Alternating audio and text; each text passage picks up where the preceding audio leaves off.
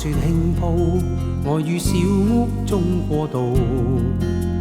前面是最好，四周冰山都仰慕，卻怕某天清早又再一次要上路，未必可緊記此刻擁抱。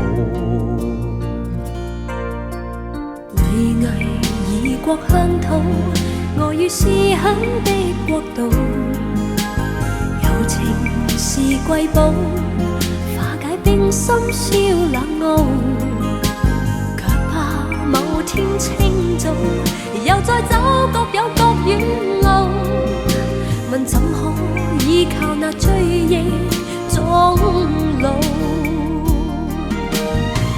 一生有千步，但愛戀卻寸寸分佈，想知道我不算得最好。一生有千夢，夢裏可以雙雙跳舞，